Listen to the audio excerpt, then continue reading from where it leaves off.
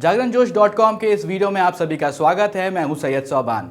इस वीडियो में हम जानेंगे कि आज के करंट अफेयर से क्या कुछ सवाल बनाए जा सकते हैं, उनके सही जवाब क्या होंगे और उनसे रिलेटेड कुछ की फैक्ट्स के बारे में भी जानेंगे। तो चलिए शुरू करते हैं पहले सवाल के साथ। निम्न में से किस सोशल मीडिया कंपनी की सार्वजनिक नीति मामलों की प्रमुख आंकी दास ने पद से इस्तीफा दे दिया है? इसका सही जवाब है फेसबुक।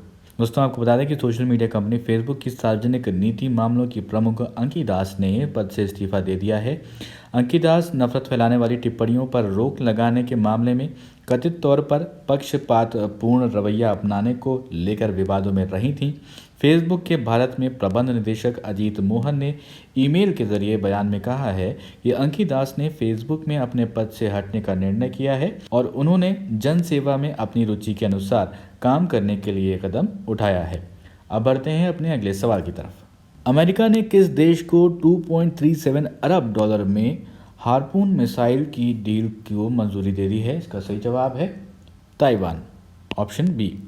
दोस्तों, आपको बता दें कि अमेरिका ने ताइवान को हार्पून मिसाइल देने का निर्णय लिया है। अमेरिका की ओर से प्रस्तावित नए हथियारों की बिक्री पर ताइवान ने कहा कि चीन से बढ़ते खतरे के बीच उसकी रक्षा व्यवस्था मजबूत और विश्वसनीय होगी। हार्पून मिसाइल पोतों और भूमि पर लक्ष्यों पर हमला करने में सक्षम है। बोइंग ने यह भी कहा है कि यह मिसाइल 500 पाउंड आयुध ले जाने में सक्षम है। ये तटीय रक्षा स्थलों, सतह से वायु पर मिसाइल स्थलों, विमानों और बंदरगाहों में पोतों और बंदरगाहों और औद्योगिक केंद्रों पर निशाना साधने में सक्षम है। इस वीडियो में आगे बढ़ने से पहले एक जरूरी सूचना आप सभी के लिए।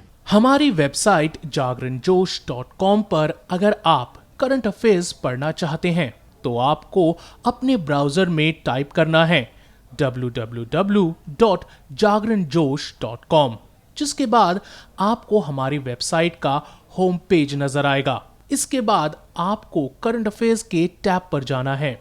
ड्रॉप डाउन में आपको मंथ वाइज करंट अफेयर्स मिल जाएंगे, जहां आप मंथ के हिसाब से करंट अफेयर्स पढ़ सकते हैं। जब आप करंट अफेयर्स टैब पर क्लिक करेंगे तो आपको कुछ इस तरह से पेज नजर आएगा। अगर आप कैटेगरी वाइज करंट अफेयर्स पढ़ना चाहते हैं तो आप अपनी पसंद के हिसाब से कोई भी कैटेगरी चूज कर सकते हैं, जिसमें latest, national, international, sports, technology और इकोनॉमी जैसी कैटेगरीज मौजूद हैं। अब बढ़ते हैं दोस्तों अपने अगले सवाल की तरफ। केंद्र सरकार ने देश में अनलॉक 5 के तहत सितंबर में जारी किए गए दिशा निर्देशों को कब तक के लिए बढ़ा दिया है? तो आपको ध्यान होगा, सितंबर के महीने में गृह मंत्रालय ने अनलॉक 5 के लिए गाइडलाइंस जारी करी थी। अब उसे 30 नवंबर तक बढ़ा दिया गया है। तो इसका सही जवाब है 30 नवंबर। आपको बता दें, कोरोना महामारी को देखते हुए गृह मंत्रालय की ओर से अनलॉक 5 की गाइडलाइंस जारी की गई थी और गृह मंत्रालय ने कोरोना गाइडलाइंस के मद्देनज़र 30 सितंबर को जो आदेश लागू किए थे वो अब 30 नवंबर 2020 तक प्रभाव में रहेंगे। मंत्रालय की ओर से बताया गया था कि राज्य में वस्तुओं और लोगों के आवागमन पर किसी भी तरह का कोई भी प्रतिबंध नहीं होगा। इन कार्यों के लिए किसी तरह की विशेष इजाज़त या फिर अनुमोदन या फिर ई परमिट की आवश्यकता नहीं होगी और इसके साथ ही 30 नवंबर 2020 तक कंटेनमेंट जोन में लॉकडाउन को सख्ती से लागू किया जाएगा। अब बढ़ते हैं दोस्तों अपने अगले सवाल की तरफ। केंद्र सरकार ने हाल ही में राष्ट्रीय सुरक्षा की मजबूती और आतंकवाद के खिलाफ लड़ाई के लिए निम्न में से कितने अपराधियों को आतंकवादी घोषित कर दिया है? इसका सही जवाब है वो है ऑप्शन डी, 18। दोस्तों, आपको बता दें कि केंद्र सरकार ने आतंकवाद के खिलाफ जीरो टॉलरेंस की नीति पर सख्ती से आगे बढ़ते हुए 18 और व्यक्तियों को गैर कानूनी गतिविधि निवारण अधिनियम 1967 के तहत आतंकवादी घोषित किया है। संशोधित गैर कानूनी गतिविधियां रोकथाम अधिनियम UAPA जिसे कहते हैं हम लोग, आप लोग को याद, उसको ध्यान में होगा आप लोगों के, और इसके प्रावधानों के तहत तैयार की गई सूची में 1999 में इंडियन एयरलाइंस के विमान का अपहरण करने वाले अब्दुल रऊफ असगर, इब्राहिम अतहर और यूसुफ अजहर भी शामिल हैं। इससे पहले केवल संगठनों को इसके तहत आतंकवादी घोषित किया जाता था। अब बढ़ते हैं अपने अगले सवाल की तरफ। भारत और किस देश के बीच 2+2 मंत्री स्तरीय वार्ता नई दिल्ली के हैदराबाद हाउस में हुई है। तो इसका जो सही जवाब है वो है अमेरिका। दोस्तों आपको बता दें कि भारत और अमेरिका के बीच तीसरी जो है 2+2 मंत्री स्तरीय वार्ता नई दिल्ली के हैदराबाद हाउस में हुई। विदेश मंत्री एस जयशंकर और रक्षा मंत्री राजनाथ सिंह भारतीय शिष्टमंडल का नेतृत्व किया, जबकि अमेरिका के शिष्टमंडल का नेतृत्व वहां के विदेश मंत्री माइक पोम्पियो और रक्षा मंत्री मार्क एस्पर ने किया। तो ये देखिए, ये 2 मंत्री भारत से और ये 2 मंत्री अमेरिका से, इसीलिए इसको कहा जाता है क्या, 2+2 डायलॉग होता है, इसको कहा जाता है। और भारत और अमेरिका ने 5 समझौते पर इसमें हस्ताक्षर किए हैं और ये तीसरा संस्करण था 2+2 मंत्री स्तरीय वार्ता का।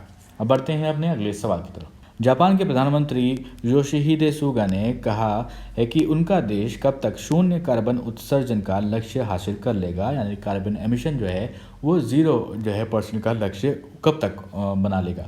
तो देखिए इसका जो सही जवाब है वो है 2050 यहाँ पर लक्ष्य रखा गया है जापान की तरफ से। जापान के प्रधानमंत्री योशिहिदे सुगा ने कहा कि उनका देश 2050 तक शून्य कार्बन उत्सर्जन का लक्ष्य हासिल कर लेगा। पिछले महीने प्रधानमंत्री पद ग्रहण करने के बाद अपने पहले संसद सत्र में सुगा ने यह घोषणा करी है और उन्होंने टिकाऊ अर्थव्यवस्था को देश की विकास रणनीति का मजबूत स्तंभ बनाने पर बल दिया है। उन्होंने ये भी कहा है कि हरित अर्थव्यवस्था का लक्ष्य हासिल करने के लिए अधिकतम प्रयास किए जाएंगे।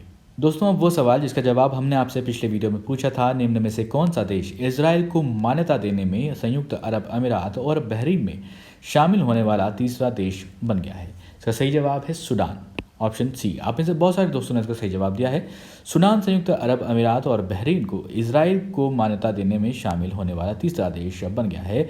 संयुक्त राज्य अमेरिका ने हाल ही में इजराइल, यूएई और बहरीन के बीच समझौता किया है। समझौते के मुताबिक बहरीन, यूएई और इजराइल को एक स्वतंत्र राज्य के रूप में मान्यता देने के लिए सहमत हुए हैं। तीनों देशों में संयुक्त बयान के मुताबिक सूडान और इजराइल के बीच संबंध सामान्य करने के और टकराव खत्म करने को लेकर सहमति बनी है। दोस्तों अब एक सवाल आपके लिए जिसका जवाब आपको हमें कमेंट बॉक्स में लिख कर देना है। सवाल है कि साल 2008 में भारत की अंडर 19 विश्व कप विजेता टीम का हिस्सा रहे किस खिलाड़ी ने सभी घरेलू क्रिकेट से अपने संन्यास की घोषणा करी है। आपके ऑप्शंस हैं तन्मय मनोज श्रीवास्तव, MS धोनी, शिखर धवन, अजीत चंदीला। आपको बता दें कि विराट कोहली भी इस टीम का हिस्सा थे और ये उनके टीम मेंबर थे। तो आपको अपना सही जवाब हमें कमेंट बॉक्स में लिखकर बताना होगा। अगर वीडियो आपको पसंद आया होगा तो इस वीडियो को लाइक करें, इस वीडियो को शेयर करें और अभी तक आपने हमारे चैनल को सब्सक्राइब नहीं किया है तो ज़रूर सब्सक्राइब करें और देखते रहें जागरणजोश.com।